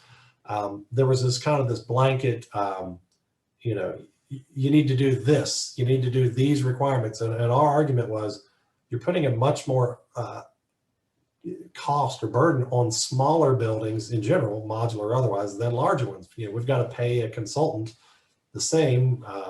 So there's some arguments to be made that how do we make these smaller buildings more competitive in pricing? I would say there's no magic answer to that, other than depending on how many you want to build, you start to get some efficiencies of scale there. If it's a one-off, okay, it's probably going to be comparable in pricing. If you need to do a dozen of them, now you can go to a manufacturer and say, look, this isn't one, this is 12. Order your supplies in bulk, things like that. You know, give me the next, you know, whatever year of production line. I want it scheduled. There's some things you can do and work with manufacturer. You have some leverage if you can bring them multiple deals versus, we like to say, kind of building snowflakes each time. Everyone wants a custom building, and we're a manufacturing facility, and those two things don't always get the most benefit for modular. Every project seems to be unique and different, and we're trying to standardize or make some common size boxes where we can. Matthew, if you want to shoot me an email, I'll be glad to dig into that a little deeper, and maybe we can find some tighter answer for you on that one. Robert, do you coordinate your work with the GC to make sure there's an adequate underfloor space, so when the modular is set in place on site, the subcontractors have access to the utility hookup? Yeah, great answer. Great question. I mean, Robert, those are the things that are often set forth in that template contract or any contract you have. Huge. I can't state this enough. That scope of work is critical. You want to know exactly what the modular manufacturer is responsible for and what the GC is responsible for. You do not want those two pointing fingers at each other when something goes wrong, saying, I thought he was going to leave room under the module. I thought the foundation was going to be different. Clear all that up. Your best modular project or hybrid project or anything like that, have, over communicate on the front end. And I know that sounds pretty basic, but you've got to have the whole team in place. And this one's going modular. Yes. What does that mean? Well, how does that impact the schedule? Who does what? Let's spell it all out up front before because once you hit go in the factory, those modules are going down the line, and you don't want to wait 2, 3, 4 weeks and say, you know what?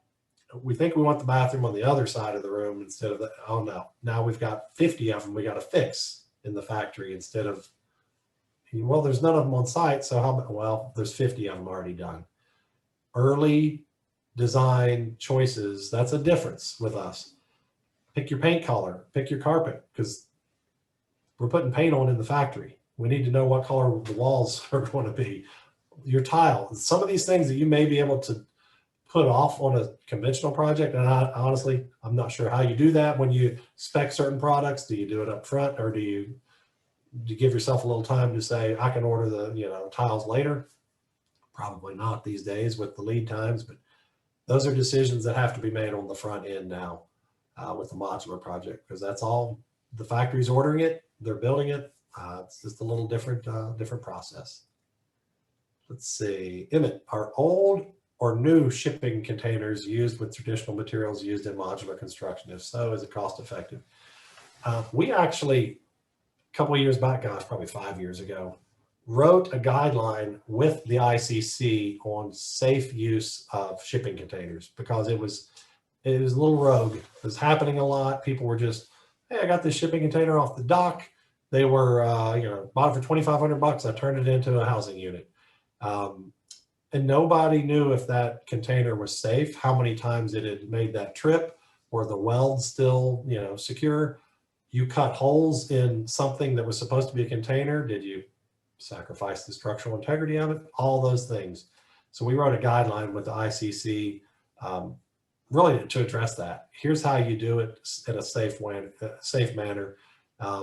And the ones that do not have, there's a shipping container label or certification on the box itself, CSC plate, I think is what it's called. If it does not have that, you're not supposed to use it.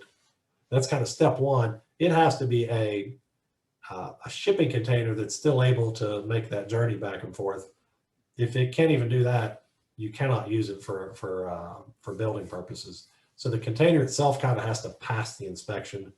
Then you got to get the engineers involved and say, all right, if we cut windows here, here, and here, do the calcs on what the steel box is going to be like now. Is it still safe? Does it meet the seismic, wind zones, etc. It sounds like it'd be a lot cheaper, but I think by the time you have to do all the engineering, and it's probably not a lot cheaper. I think it's just the fact that, boy, we've got a lot of containers. Can we do something with them? They're steel boxes. Can we make something out of these instead of having to pile up on our docks or shipping empty ones back to China? I think that's the line of thinking, more so than it's cheaper or more cost effective. As long as they're safe, we have more and more companies doing that these days. I'd say at least a dozen or more of our members do that. Christopher, I saw a similar question above. A large time sink-in project in the development, the primary structure frame box. Does pre-engineering exist to have a truly modular structural widgets that can be pre-engineered, transferred to project, and clad stacked in ways that fit the project? Not really, because the building codes, we don't have a uniform set of building codes in our country. We have multiple versions of a base building code. So the building itself has to meet the local conditions, and that might be wind, snow, seismic, whatever. So in order to kind of have a one box fits all areas, and maybe I'm taking it too far, you have to really overbuild that box to a crazy extent to say it's going to work anywhere in the country. We do have companies. This is really more along the lines of what our relocatable building guys do. These temporary applications. You need a classroom for this school year because you're overcrowded and you didn't realize it. You're done with it. We'll take it back. We're going to send it to another school district. Now those aren't permanent buildings, but those are more like lease fleet type applications, but that does happen. They have to be built to the same codes, even though they're temporary buildings. They have to meet the IBC wherever it's located. And then a lot of times those owners of those units, they want to be able to use them as many places as possible. So they may label them for multiple states. They may have Maryland, Virginia, Pennsylvania, New Jersey. I want 4 state labels on that unit so I can move it anywhere in those 4 states.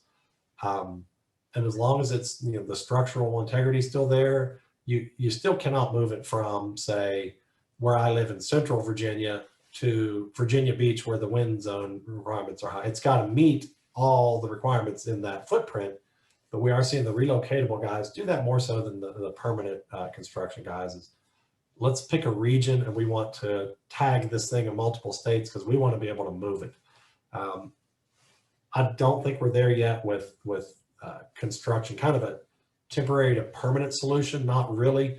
Temporary to temporary, yes, we do that all the time, all day long. Let's see, having both off-site and on-site construction, how do you participate with E&O liability insurance?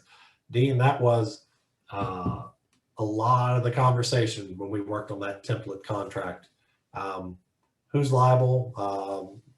If we just went through every scenario of what could go wrong and who was liable and who covered it. Is that the builder's insurance? Is that the owner's? I would say take a look at that template if you can get your hands on it. It just makes you ask those questions, because that's a question I'd want to have if I'm an owner or an architect with a modular manufacturer before I started a project with them. Now, who's liable for this? What if you screw up so bad in the factory, you don't follow my plans and you substitute some material, or you messed it up and it comes to the site and it's just not right? How do we remedy this? And that's spelled out well. That's on the manufacturer. They didn't follow your plans. They've got to fix it at their expense. Well, what if the manufacturer's done with the modules and they ship them and or you say, no, wait, I'm not ready for them. Keep them at your factory, and you've got 30 or 40 modules piled up on their yard. They're going to say, I can't. I don't have any room here. You got to take them, or you got to pay me for this. all those little nuances, if you will, need to be asked. You need to know, you don't want any surprises on this. Like the module showed up, but the crane isn't here. Who is responsible for getting the crane here? And now, or vice versa, the crane's here, but the modules aren't. We're paying, $600 for this crane today and there's no modules. All those little details you need to have ironed out on the front end, which makes it go so much smoother. It's just really kind of compressing all the decision-making towards the front end of the project, and then expediting the construction because you have the on-site and off-site elements. Let's say shipping container conversions, market share increasing in the residential. I don't know. We don't segment it by modular and then modular shipping container. I could just speculate that we're seeing more of those projects than we used to. It's becoming a little more common. It's kind of a niche within our industry. So it's kind of part of our 4%, but I don't know how big of a part. We've got, I think, 5 of our manufacturers do that out of the 80. And that's, I can't do that math in my head right now, but I think it's growing, but I don't have that actual percent, so I apologize for that. Let's see how we got. A couple more minutes. Telecommunication centers. Yes, we had a company in Virginia and one in Alabama that does that. That just kind of concrete units. We're seeing some of that. We're seeing more data centers being constructed for, maybe it's a university. Mentioned I went to Marshall University. Yay. All of their, IT equipment is kind of in the basement of their very old building, and it's a little risky. So we're seeing a lot of universities kind of create these modular data centers that they can move around or have, a little bit off-site. The big tech companies are doing modular data centers, Google and those companies. The telecommunication centers, that's our industry as well. It's kind of another niche, concrete. It's not a huge part of what we do. I'd say less than 5%. 24-foot high walls. I don't know. Probably have to hook you up with some of the manufacturers specifically on that one, Eric. And I'll be glad to do that. We've seen, Larry, we've seen 2 modular building companies go out of business in the housing downturn in the last 25 years due to high mortgages and equipment. Have you seen this problem? I'd say that's pretty good if you've only seen 2 go out in the last 25 years. That's good news. I've been around 18 years. We've had companies come in and leave, and I never get too high or too low on either one of them because it kind of, we're trending in the right direction. We had, probably 10 years ago, we had our biggest modular manufacturer went bankrupt. But before they did, they went out and bought up 3 or 4 other plants. They were trying to be a national factory. They bought up 3 or 4 of our other members, rolled them into one company, then went bankrupt. And we're like, we just lost 5 members, not 1. And that was a painful blow to us, but we survived it. There's other companies that step in, but I think it's more resilient than people think right now. Maybe because it is fragmented and regionalized, and there's not one business model. There's a lot of creative thinking happening right now. Owners, developers, GCs, just kind of coming up with new ideas for factories. And we have a single family home builder in Maryland is opening a factory in South Carolina to do multifamily. Because he said, I get all kinds of leads for multifamily in the southern US. There's not a lot of factories in the southern US that build multi-story multifamily, 2 or 3. And he just saw it as a huge opportunity. And I think that's what we're going to see is the opportunities are just going to be some entrepreneur business people are going to say, we've got to get on this. It's too good. Stacy, we doing all right? We've got about 5 more minutes. Yep, got about 5 more minutes. Keep going. Okay. I'm going to try to get through as many of these. And if I don't, Stacy, is this something you can email me the rest of them and I'll reply and send them back to you? Yeah, sure. I can do that. Okay. And also, I just want to remind everyone, Tom has provided his slides for us. They're going to be available for download after our session today. And his slides include his email address as well. But I'll get these questions to you that you don't answer. Stacy, I'll send you a current version because I was changing it right up till about 15 minutes before we started. Okay. So let's see what Jim has. My understanding, California is setting aside some funding for student housing and community colleges. Have you heard of this? Do you think your product would be a good solution? It's a great solution for student housing. We do a lot of that. It's very similar to multifamily or hotels. So yeah, we've got a ton of examples of student housing. I wasn't aware that they were setting aside funding specifically for this, but we are having a lot of conversations with California on housing in general. Homeless, student housing, multifamily, single family, all the above. So I'll check into that. So thanks, Jim. Ernest, how can I get more information on the shipping container projects for homeless in California? Ernest, just shoot me an email and I'll send you some case studies on those. Be glad to do that. Let's see, Frank, do you think the factory-based construction can survive the future fluctuations in the market? Yeah, I think so. I mean, we've survived. I've been through a couple downturns already with this industry. It really depends on the factories. And I think that's some of those that I've mentioned that have been in business for 30 or 40 years, they don't get too aggressive when on the upside. Let's open a second factory. Let's take advantage of all this because they know that's overhead. That's more pressure on me. If you're a manufacturer, you got to feed that beast. You got to have product coming through the line or you're going to have to lay off people. And then nobody wants to do that. I think it's finding that balance of where do I put my factory? Where are the opportunities? But housing is everywhere.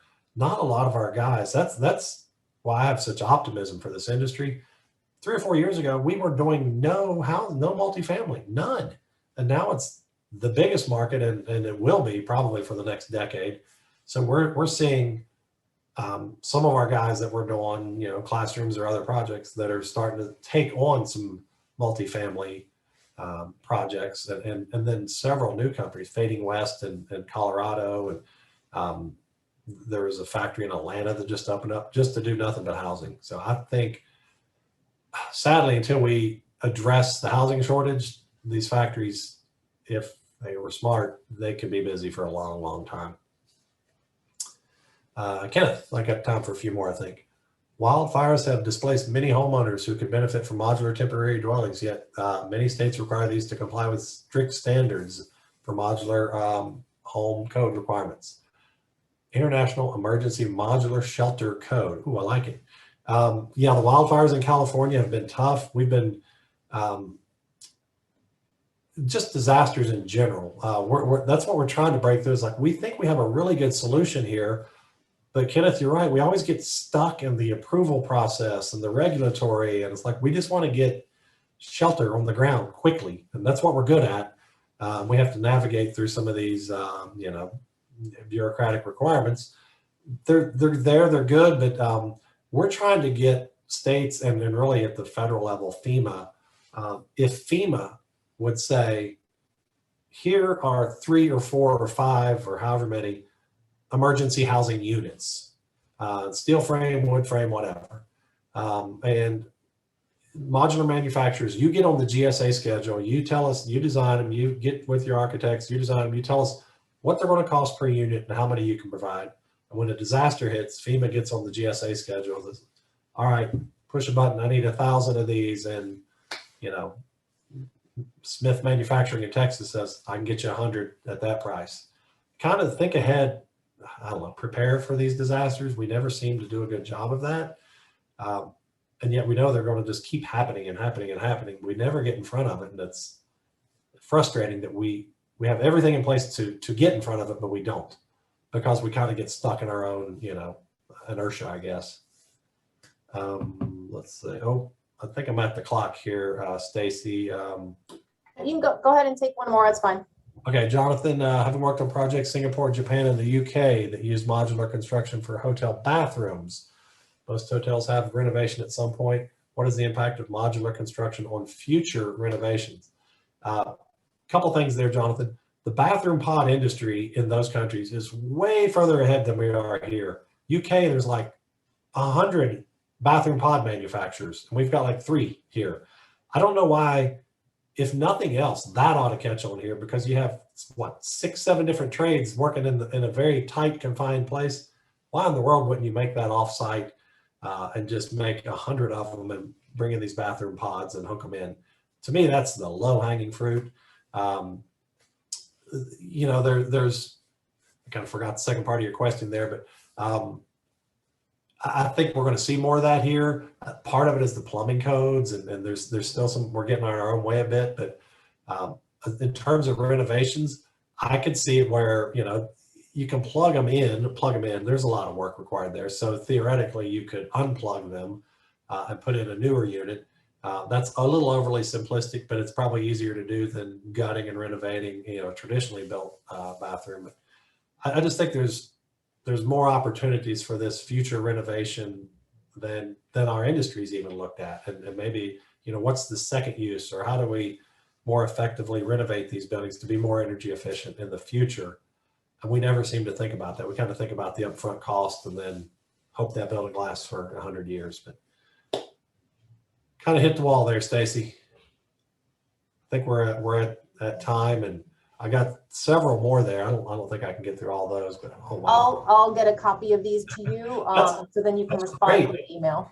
Great questions. I really appreciate. I knew we'd have a lot, so I wanted to leave, you know, plenty of room on the back end there to try and cover as many as we could. So yeah, well, thank you all for having me today, and hope I answered some of your questions. Modular.org, we're, you know, a free resource for many of you. So apologize for my dogs barking in the background. It's just what happens when you work from home these days. But thank you, Stacy, and appreciate everyone's time and questions. Thank you, Tom.